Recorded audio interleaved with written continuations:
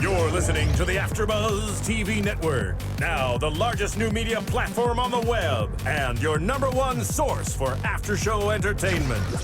Very good, Keith Johnson.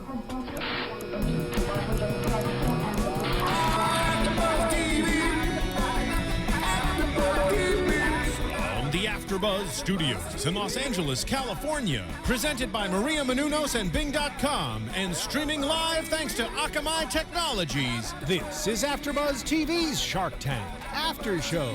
We'll break down tonight's episode and get you all the latest news and gossip. And now, another post-game wrap-up show for your favorite TV show. It's AFTERBUZZ TV's Shark Tank After Show. Welcome, ladies and gentlemen. Bing is for doing, and we're here doing Sunday Slow Jams.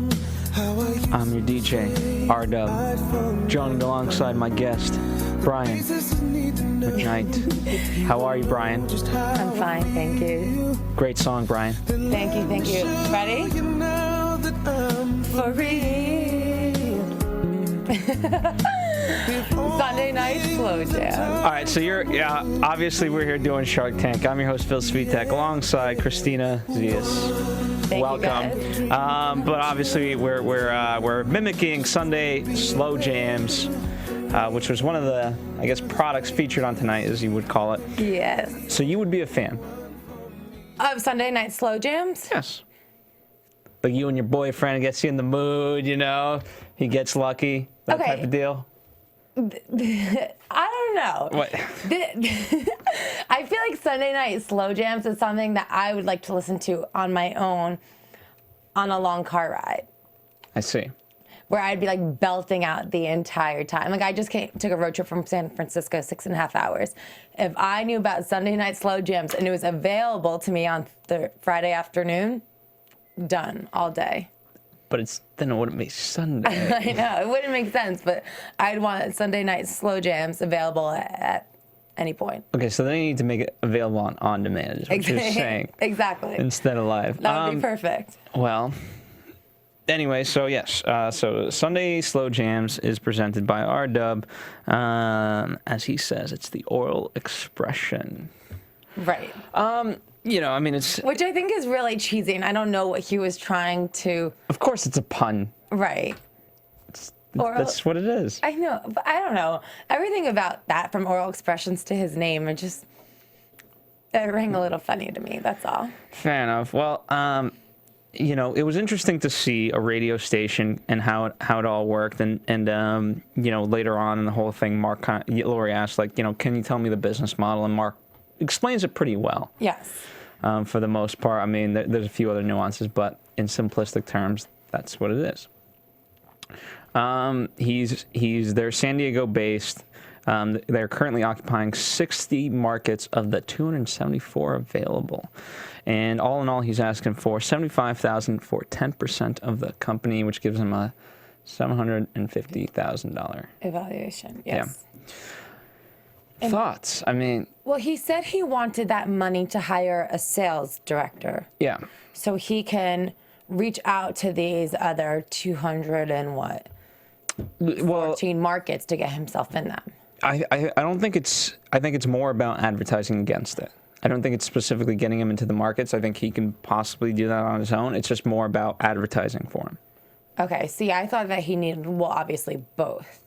But that's then how he was explaining the Sharks will make their money back. Yeah, through the advertisement. You know, and they're already kind of making money on all of this. So, you know, supposedly it wouldn't be that much.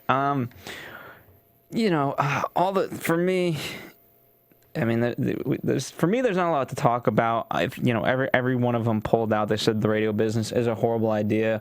It is, and especially we just talked about you love Sunday slow jams, except you want it Friday. Right. So that's why it doesn't work right off the bat. Which is exactly what Mark was saying. He's like, because the demographic that listens to radio is younger, and they're not even listening to the radio anymore. They're going to their iTunes. They're going, you know what I mean? They're going, that's what they're paying attention to. They listen to AfterBuzz TV. They listen to AfterBuzz. I mean, I do listen to the radio, but if I'm in my car, I normally put on Spotify. Yeah. So if he wants to make Sunday Night Slow Jams available for Spotify. Yeah, I have nothing against the idea and advertisement. I mean, here's the thing. What it comes down to me is Robert had it correct all along. You know, if you need this guy, so get the guy, and give him a percentage. That's how you get the guy. Because okay, if 75, basically you're going to pay this one guy $75,000 a year. You know, I mean, well, that's what he's asking for. I mean, if you pay him any less, but where's the incentive? You know what I mean?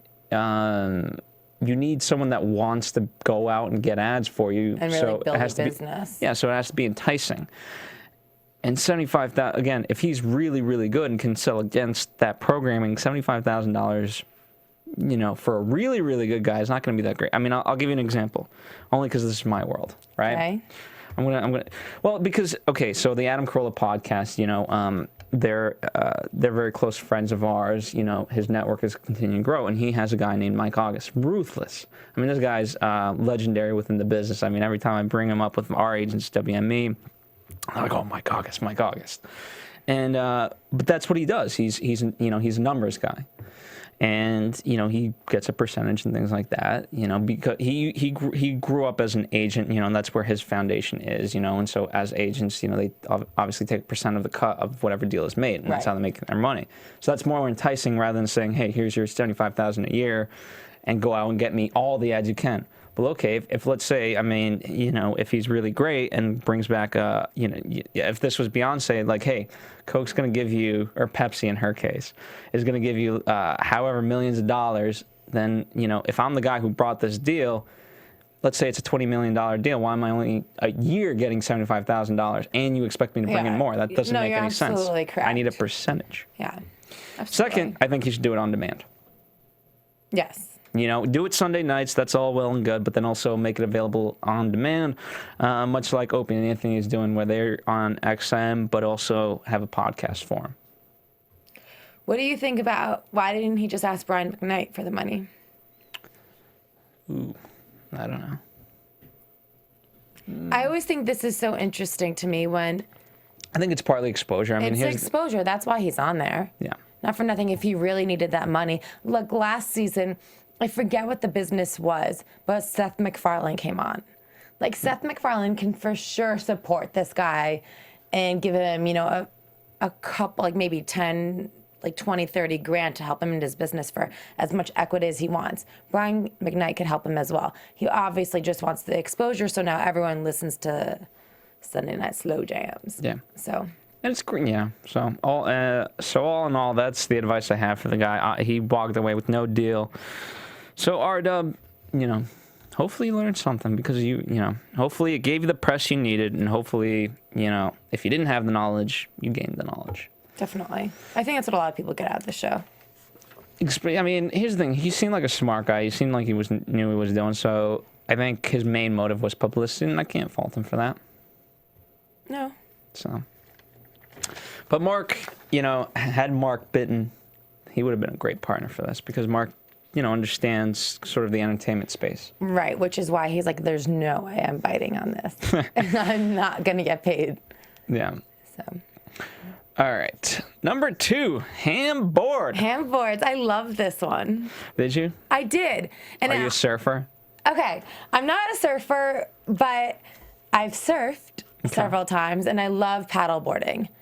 And even though I'm an awful surfer, whenever I go down, if I can rent a board, I will try. It doesn't matter how many times I fall. So it's very appealing to me. I see. Yes.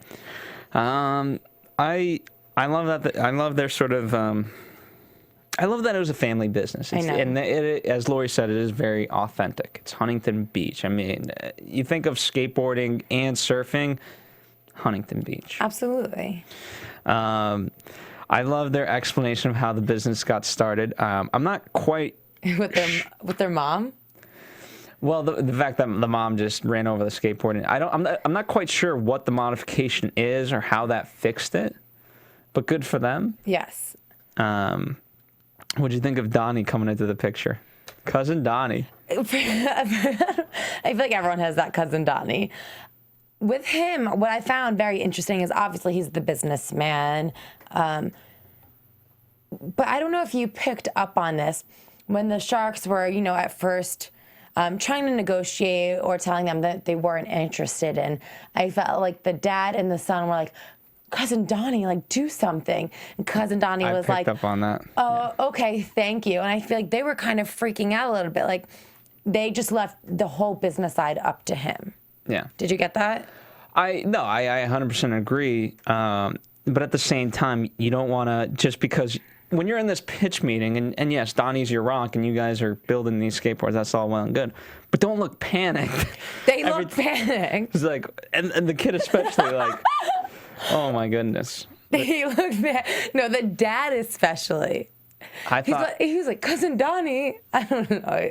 It was hilarious to me. But I thought, Donnie handled it well, and he got. What was great is that Donnie did get the respect from the Sharks that he deserved. He created the Never Flat, which Mark knew about, and he congratulated, because that's a cool invention. That is cool, yeah, definitely.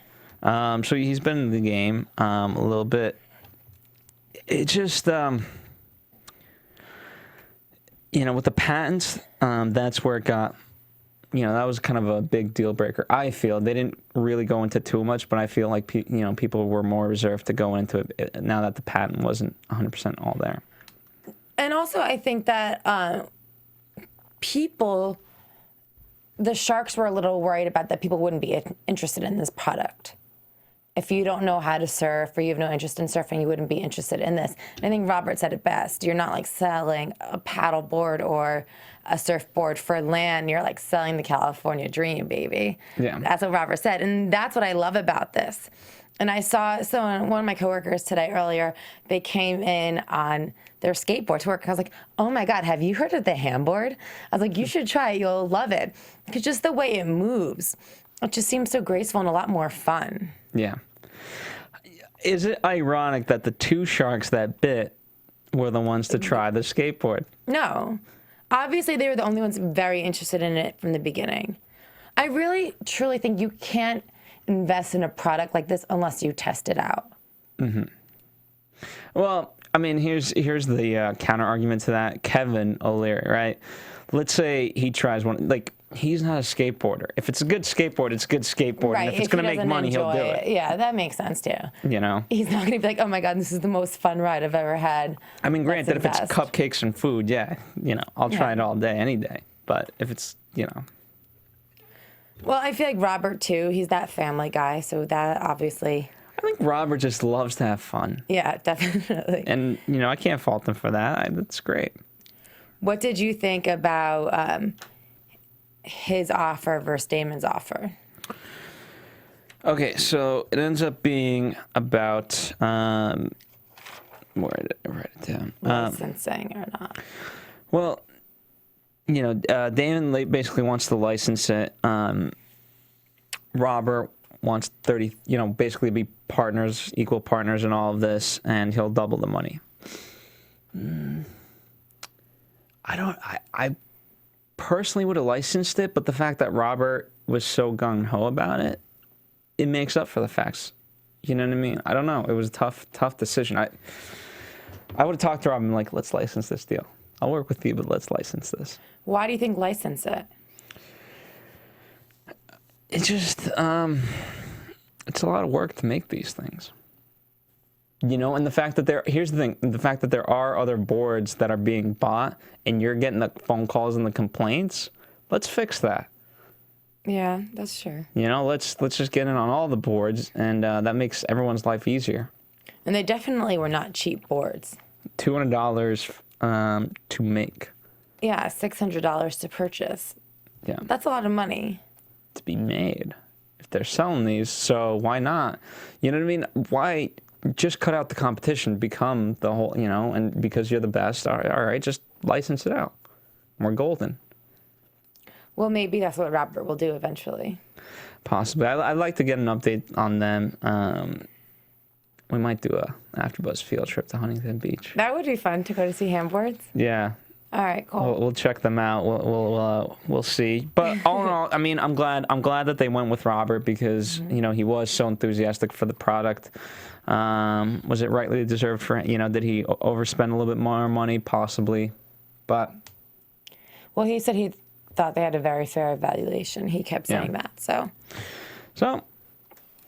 good for them. I hope his kids start cruising around on them. We'll see. I mean, I want to see this kind of pick up. It'd be interesting with the whole thing. It'd be really cool. I feel like it'd be great in LA too. But it was interesting. The thing that I learned I got out of it was for any kind of sporting goods type things, you got to be making in the millions. Right. That's interesting. They did say that. Which, okay. Because they had a lot of sales. I think it was like 250, right? And then they were trying to get to 5 by the end of the year. Yeah. So, I mean, but yeah, it's interesting, how you got to reach 1 million, otherwise it's not even worth it in the sporting industry. Yeah, that's wild. Good to learn. All right. Okay, scan, which I have on my phone. Garrett G. I have never scanned anything like this before. I think even my own business card has a scan. And I've never even mentioned it to anyone. The only time I've used scan is for Apple products. If I'm there, they let you purchase them that way if you just scan it and things like that. I didn't know that. If you're at the Apple store, yeah. And it makes it easy and things like that. But the QR code thing, I'm not heavily I don't know what a QR in. code is. It's basically like it's the scan code, and it could take you to a web page. It can take you. It can tell you the pricing. It can do any number of things. Okay. But the intriguing part to me was what Mark said. This requires action of the user, and while you think this is revolutionary, it's really the sensor business that is the revolution because people don't want to do it. The only reason why I find the scan thing cool is because it actually does make, like if I'm at the Apple store, it makes purchasing it easier because I don't have to go to a cash register. I just scan it. It says, hey, would you like to buy it? You hit yes. It logs into my iTunes thing, and it buys it for me, and I'm good to go. At the Apple store? At the Apple store. Like you can buy a MacBook off I can buy scan. a MacBook. But then someone has to come and deliver you the MacBook, right? No, no, how does the Apple... Well, like, you can get an iPad off the shelf. But I'm talking about a MacBook. A MacBook? Then perhaps, yes. Okay. Well, then, but certainly for smaller items and things like that you're buying, like cable, See, this bothers me because I feel like you're losing so much human interaction. Oh, I don't care about that. Thank God for that. No, I think that's awful. Like, even where I work, we use a lot of iPads now. Mm-hmm. And I hate them because I feel like you're looking down at them. You can't type as effectively. It's a touch screen, obviously. So you're losing that communication with the person that's right in front of you. I think that's absolutely awful. I'm sorry. I do not mind going. I think purchasing something in a store, it's part of the experience of like talking to the person that you're working with. No, absolutely not for me. If I can get it online, I order it online. If I can't get it online, then I'm going to the store. And I guess hate what? ordering things online too. I avoid. Well, you need to get out more and enjoy these things. All right, now we've just gone off topic. That's why I don't like scan. That's why you don't like. That's why I don't like scan. All right. How about this, Marissa? Do you scan or any scan technology? QR codes every once in a while. Like, what do you use it for? Online things, or if I'm in a store and I see a QR code, I might just use it and then go to the website online. So what do you mean? You scan it and then... I scan it. It takes me to the website, like on my phone, on my iPhone, and then I can browse the website and order anything I want from there. Interesting. So you go to the store so you can order it online. I don't know if you're... Or if I'm, in a random store and I see QR codes and it catches my attention, I scan it from there. Okay. I mean, it's... The downloads speak for themselves. 51 million. You can't deny that. But I'll go to Kevin's thing. Like, show me the money. Right, and I love downloads. No, and I love what Mark said too. He's like, downloads don't mean anything. How many scans do you have? And obviously they had 27 million scans or something crazy 27 million scans. So that's a huge number as well. Yeah, because that means that's the active. Right, users. But even I mean, it's big, but it's not that big. Because think about if you have 51 million people on this, including myself, apparently I'm one of them. Yeah.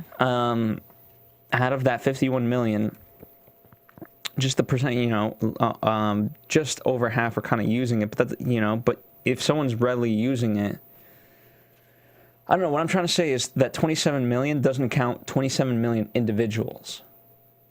You know what I mean? Because, okay, that, I'm not using it. So but if I was using it, I could be, let's say I could scan 10 times a day. So then one person is scanning 10 times a day. Does that make sense? Yes. Yes. So it's not necessarily active users. It's just active times. Right. So, that makes sense. And that's the part of it, like, okay. And they said the only way they can make money, really, is by charging businesses to use this service. Yeah, which, and even the Google Glass, right? That, I don't know. There's no real benefit, and to value it at 20 million. Sometimes with technology, sometimes it does become tough to kind of sell and things like that, and give a valuation for. And make money. Right. Like Instagram. Like Instagram. I mean, there's ways and things like that, and there's, most of the times advertising, or it has to do something. Like, this is just a gateway to something. It's not a platform. That makes sense? Yes, and I think that's what Mark was struggling a lot with. Yeah. Like, what are you doing differently? He couldn't say. We have I guess I haven't tried the other scan apps, but is it that much cleaner? Okay, I'll give it to you. Is it that much faster? Okay, I'll give that to you. But is the design more beautiful? But then what? How did you even find out about Scan? The guy at the Apple Store put it on my phone, so he could. I feel like anytime I pass an Apple Store now, I'm gonna see you there. Just you frequent them. I don't frequent them. You might. Come. All right. Well, he obviously didn't get an offer. Well, it was interesting how Damon said, okay, if you were here and you needed the money, I could understand that, but you got $8.7 million already. There's no reason. He said, are you here for publicity? Which is an honest question. Yes. And I feel like he was, to a large extent. He did this, I love how he did this presentation in flip-flops. I know. Very college. Absolutely. Flip-flops and then a sweatshirt. I mean, it's anytime you get with technology, it can be hit or miss, only because Kevin kind of comes from a tech-based, Robert obviously very techy, and then Mark, he's known for that as well. So, those are the guys you're going after, but if they don't like it, they don't like it. Right, but that's 3 out of 5 sharks. Okay, but so if they like it, that's a pretty no. Yeah, but they didn't. Okay, but they didn't. So you know what I mean? Yes. So they're gonna. Yeah. I don't know. I just don't think they saw a business for them, and that's completely understandable. And that's a lot of money that's a huge sum of money to invest. For 5%. Just regardless, it doesn't matter. Even if, granted, even if they were making money, let's say, right?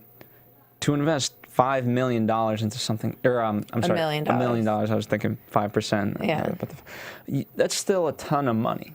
Most of these people, like, if you came up and I was like, hey, I have my small business, and all in all, even if, and I said, hey, I'm going to, for $30,000, I give you 5%, then it's like, okay, well, at the end of the day, it's just $30,000 for me. Right. $1 million. No. Yeah, but they've invested that much before. Yeah, but I have to really believe in it. Yeah. Like, that's a much bigger risk. That's a much bigger investment.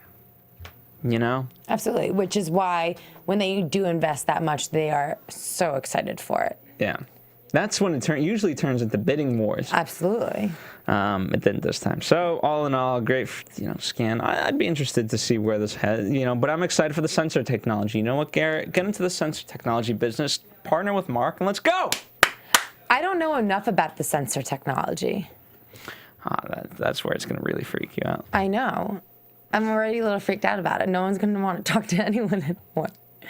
Well, because I can just scan and be like, ooh, that's Kristina. All right, know everything about her. Oh, she can't even pump her own gas. I'm done. Done. Dig. I'm done. I can't pump my own gas. No big deal. Because she's from New Jersey. And they don't pump their gas there. No. I can't pump my own gas. And then here's 12-year-old little Lily creating this business. That's what upsets me. Okay, I love these two girls. They're so cute. You have a 12-year-old and a 15-year-old that are not only came up with an idea, then packaged it and things like that, are actually selling it and are making it themselves. They found a way to make it for very cheap. So for 31 cents it takes them to make it, 53 cents to actually package it, $6.95 to sell it. Right. They're already getting calls from Bed Bath & Beyond and Home Depot. I mean, this is just great. Meanwhile, we got kids smoking pot. Jesus. They're so cute. And you can see the energy in the Shark Tank as soon as it changes when kids walk in, too. And it does. And you know what? I'll give him a lot of credit, Brain, as they call the dad. How cute are they? That's so funny. Most of the questions were directed towards Lily specifically, but also Emma as well every now and then. And the fact that Lily could answer those questions and the way she was able to, they were all very knowledgeable of the product. So it wasn't like, this dad just brought in the kids and is helping them pitch on behalf of that. They really knew what they were doing, and she was able to explain it well. And, she got like one word wrong and the dad corrected her, but to be able to present in that matter at the age of 12, and also Emma at 15, to present it and things like that shows tremendous skills. And even besides presenting it, to create it. Yes, exactly. To create the actual product, it's amazing. It is. And we saw Kevin the most sincere. Absolutely. And almost apologetic for why he wasn't going to make the med offer. Yeah, because, it was such a huge thing for him, and I get it. I respect his reasons and things like that. Damon, same thing, and Robert, same thing. But I love, no offense to them, I respect their decisions. I love really what Mark said, what Mark did. Well, like what you were just saying before, $1 million is a huge investment. They're asking for $30,000. Yes. For him, that is exactly like someone funding his stamp business when he was younger, giving him a few $1,000s to get him off his feet. And it probably just touched home. It was really sweet. Well, here's why ultimately, because, okay, here you have, again, a 12-year-old and a 15-year-old, and especially for the 12-year-old, if in this situation, this person is working so hard and has such big dreams and is accomplishing those dreams, but then gets crushed in something like this only because people are unwilling to, to put in some effort, right? Then it's like, well, I'm 12 years old. Why try anymore? You have then such a negative view of the world, and that's what you have going in. No, because here's the thing. You could set this girl could literally be running a company, by the time she's 30. A company that she created. A company that she created, or any major company. Absolutely. I mean, there's tons of, Shelly Zias is a CEO that we know. She's very successful. And, I've heard many great stories, and I've also gotten to see her in action, things like that. Just the way she's able, for example, I'll give you a story. This woman invited, top CEOs from multiple companies to a hotel conference room, and she had literally 10 business meetings going on at the same time because she was able to connect the different people that needed to be connected, and she walked from table to table and things like that, and, deals were negotiated right then and there. So that's smart, to be able to do 10, so it's innovation. And that this girl, could be an innovator and a businesswoman, but if you crush her dreams right here and there, it's really unfair. For what, $30,000? For 25% too. Yeah, which, that's a huge percentage. Absolutely. And that was the bigger risk as a shark, to really crush this girl's spirit. That's what was at stake, not the $30,000, not the 25%. No, absolutely. I mean, and besides just wanting to support her dreams and this vision, it's the fact that they also believed in her product as well. Yeah. And I think that's important too, because I'm sure they see and are approached by so many people every single day, or at least every week while they're taping. They can't please everyone. And although I'm very supportive about helping kids, at least it's a believable product and something you can support, you know? And again, but it goes back to the ingenuity of these two girls. Right. I mean, and they really have it together.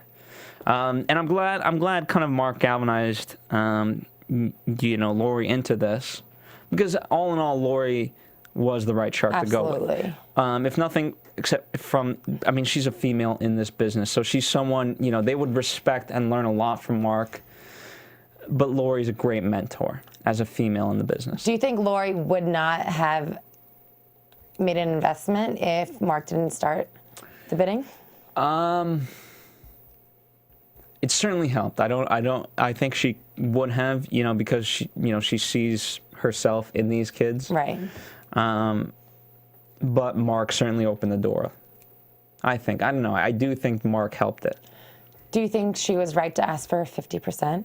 I think so, because it just entices her to work more, and because ultimately she's going to do so much of the work, and they're going to, for that 50%, they're basically getting a major class, major like business class to work with Lori, at a very intimate level to build this product. Absolutely.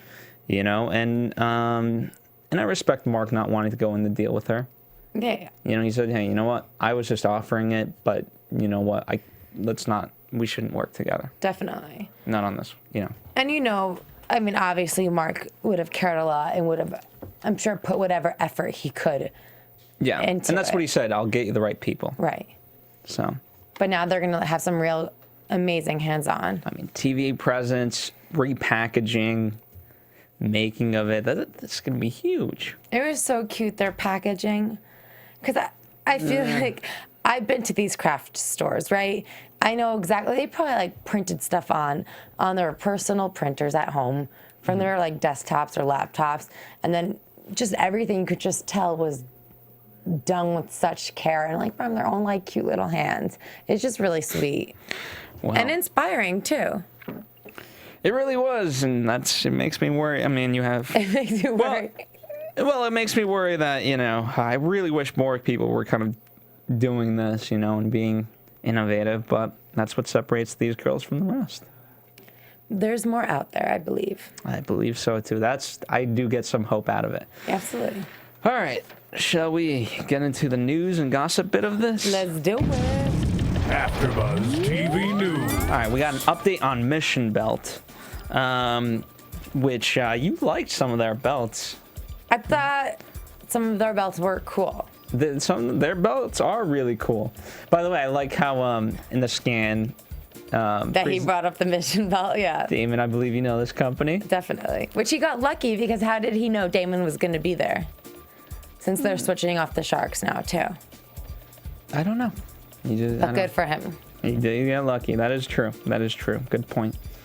And a day after they were on Shark Tank, they made $180,000. Insane.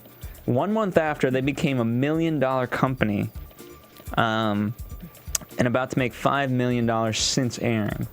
That's huge. It's enormous, which makes me so excited for this show. It's just so incredible what it does for so many people like this guy and like the girls that we were just talking about before. Yeah. So going back to Garrett, the scan guy, right? They were all very respectful of him, even though they didn't like the product, only because, this guy was a product of Shark Tank, as he said. Not only that, he was also a very smart guy, as Lori pointed out. And so you never want to offend these people because, you know what? This may not be the right product, but you know what? Keep working at it. Right. And you'll create some, Absolutely. And so you never want to, discourage those people. And you want to be on their good terms because, you know what? Come back to me one day and you may have something amazing and we'll reshape the world. Absolutely. Go see the Steve Jobs movie. He heard so many no's. I need to see that movie. It's a great movie. I absolutely need to see it. It's a great movie. What I liked about the Mission Belt too is, and I for some reason don't remember seeing this actual episode, but they give back to the community as well. Every dollar, goes to helping. Yes, which is really important, and you see that it's a really big trend for fashion companies right now. Yeah, and I think it's really great. Yeah, I agree. So agree as well. And we will try to do something with Handboards where we either check them out, we'll give them a call or something like that, because I want to check in on those guys. Yeah, that would be so much fun. Anyway, that's the news and gossip for this week. Let's get into predictions for next week. Your AfterBuzz TV predictions. Gotta wait. I absolutely love that little battle between Lori and Barbara. Don't know exactly what it's about, but Barbara said, Lori is great at selling products, but I build businesses. No, I build brands. I build brands. That's for, hey, you know what? We'll see. We'll see. Yeah, there's some fun little snippets. I'm excited. I don't know. There was a lot of females. I like when they always cut to like the guys' faces of like just confused as if they. Oh yeah. I love the great products, and of course I love seeing when deals do get made, but I also love just the absurd people that walk in thinking they can get a deal. Like those doctors earlier on this season. Yeah, to me, you know what I mean? Again, it's not helping necessarily society, but it's great entertainment. Absolutely. Of like, what'd you think? You were just going to walk in here and just wing it? Really? But some people do. Is there any product that you would like to see? Or at least any space, whether it be technology, fashion, food? You guys know me. I like my technology. Okay. I do, but at the same time, the simplest products, like the last one, right? The screen mend. Yes. Again, sometimes it serves a huge purpose, and you go with it, and that's great too. I don't have that kind of vision for those things. Right. I try to have, great. Sometimes my visions are too grand and whatnot. That's my downfall. Anyway, what about you? What do you like? Fashion, I would imagine. Yeah, for I you? like everything. I would like to see a little bit more fashion because I feel like there's not that much on there. Yeah, I mean, yeah. Again, but it's tough to kind of create within the fashion space. That's something so different. Yeah. I just want to see something that like just blows my mind away. That I'm like, how did they think of that? So that's what I'm waiting for. Or something just silly.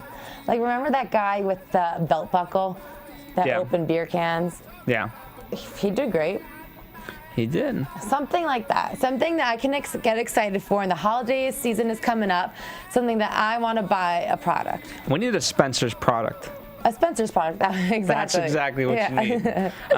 Anyway, thank you guys for listening. Let us know your thoughts by going to AfterBuzzTV.com, writing in there. What product was your favorite? What product was your least favorite? Et cetera, et cetera. Go to iTunes, rate and subscribe there. Where can they find you in the meantime? You can find me on Twitter and Instagram at Miss Zias, and check out my little space, MissZias.com. And, of course, follow us here at AfterBuzz TV, Facebook, Instagram, Twitter, all that fun stuff. Until next week, that's it for this week. See you later. From Bing.com, executive producers Maria Menounos, Kevin Undergaro, Phil Svitek, and the entire AfterBuzz TV staff, we would like to thank you for listening to the AfterBuzz TV network. To watch or listen to other after shows and post comments or questions, be sure to visit AfterBuzzTV.com. I'm Sir Richard Wentworth, and this has been a presentation of AfterBuzz TV. Buzz you later. The views expressed herein are those of the hosts only and do not necessarily reflect the views of AfterBuzz TV or its owners or principals.